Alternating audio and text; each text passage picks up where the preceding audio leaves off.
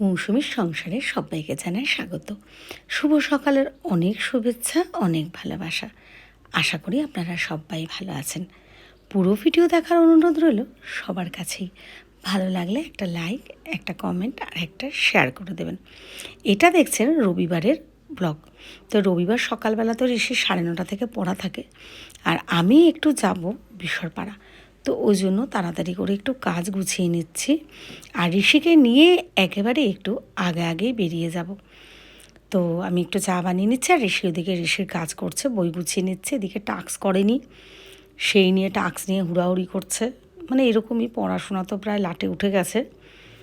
তো কিছু করার নেই, আর আমি বকবক করছে, নিজের কাজগুলো করছি। এই যে ব্যাগ গুছিয়ে নিয়েছে, আর একটু আগে যাচ্ছি, একেবারে ওকে ব্যাচে দিয়ে দেবো, স্যারকে বলে দেবো যে স্যার আজকের দিনটা একটুখানিও বসুক, কারণ আমার বিশালপাড়ায় একটু জরুরি কাজ আছে মায়ের সাথে। তো সেই জন্য আমি একটু আগে আগে যাব, মানে টাইমিংয়ের ব্যাপার আছে। এই যে আমরা বেরিয়ে পড়েছি। তো আর একটা খারাপ লাগার ব্যাপার, সাদা জামাটা পরলাম, ভাবলাম এত রোদ গরম আর একটু পরাও হয় না, পরতে ভয়ই পাই। কারণ কি, সাদা জিনিস তো একটু দাগ লেগে গেলে জিনিসটা নোংরা হয়ে যায়। জানি না কীভাবে যেন জামাটার সামনে নিচের দিকে একটা দাগ লেগেছে, মনটা খারাপ হয়ে গেল দেখেই। যাই হোক, দেখুন আকাশটা কত সুন্দর। এই যে আমরা 7 নম্বর গেট পার হচ্ছি। আর যারা আমাদের নববারাকপুরে থাকে তারা তো আমরা টাবু স্যারের বাড়ি সবাই চিনি। আর যারা দূরে থাকেন তারা দেখুন, ইংলিশ স্যার আমাদের এখানে ভীষণ ভালো পড়ায়, স্যার ভালো। তো পার হয়ে ওই যে ওখানে ঋষিকে দিয়ে দিলাম স্যারের বাড়িতে। তো স্যারের সাথে কথা বলে আমি বেরিয়ে গেলাম। এখন আমি যাচ্ছি বিশরপাড়া। এটা হচ্ছে আমাদের বিশরপাড়া স্টেশন রুট। এগুলো বলে দিচ্ছি কারণ যারা দূরে দেখেন অনেক মানুষ, তাদের একটু সুবিধা হবে। এই যে আজকে কিন্তু আমাদের বাড়িতে হয়েছে বিরিয়ানি। অনেক, মানে আমাদের বাড়িতে তো সবসময় রান্না খাবারই হয়, আপনারা সবাই যারা টেলিব্লগগুলো দেখেন তারা কিন্তু দেখতেই পান। তো মাঝে মাঝে আমিও বলি বৌদিকে, তুমি মাঝে মাঝে একটু রেস্ট নিও, বা কাজ থাকলে বা কেনা খাবারটাও সবার খেতে ইচ্ছা করে। যদিও আসলে কি, আমার মেয়ে, আমার বাবা, দাদা এরা না একদমই বাইরের খাবার পছন্দ করে না। তো যাই খাক না কেন, বৌদি সব বানিয়ে দেয় সেগুলো, আর সত্যি কিন্তু খেতেও খুব ভালো হয়। এই যে দেখুন আপনাদের রীতিশা নিউ ব্যারাকপুরে যে কোলবালিশটা ওর পুজোর জন্য কিনেছিলাম, ওটা ওই বাড়িতে দিয়ে দিয়েছি, কারণ নষ্ট হয়ে গেছে। কোলবালিশটা পেয়ে কিন্তু ভীষণ খুশি। আর এই ফোন ধরলেই কত বকবক করে, আমাকে মা দিয়েছে এই কোলবালিশটা। আবার বলবে মা বল, ওই যে ক্যামেরা হচ্ছে, আপনাদের সাথে মজা করছে।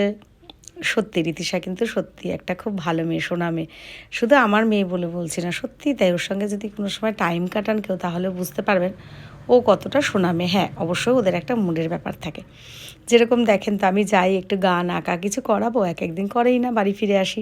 আবার এক একদিনে কিন্তু ইচ্ছা করলে অনেক কিছু করে।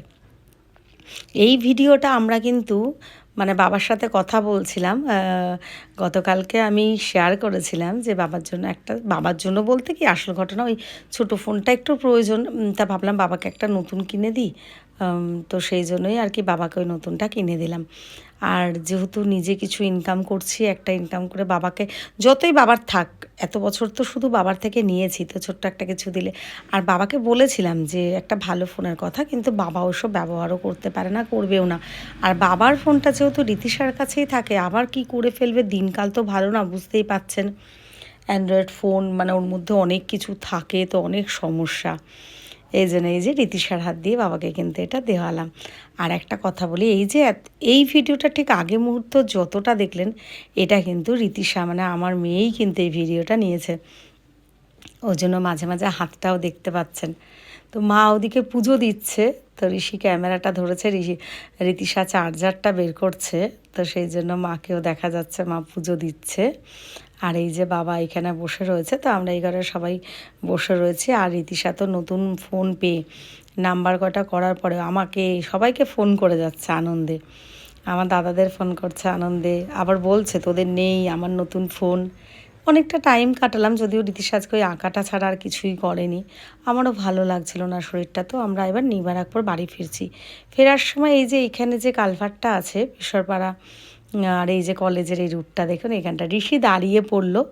তো ওকে আর আমি টেনে নিয়ে গেলাম না। সত্যি যে এই মালগাড়িগুলো যখন যায়, কত দিক দিক দিক দিক, মানে আস্তে আস্তে, এটা কিন্তু দেখতে ভালো লাগে। আমিও সেটাকে ক্যামেরাবন্দি করে ফেললাম, বাড়ি আসলাম। তো ঋষি এখন আঁকা নিচ্ছে। আজকের ভিডিওটা এখানেই শেষ করব। সবাই ভালো থাকবেন, টাটা। সবাই সুস্থ থাকবেন।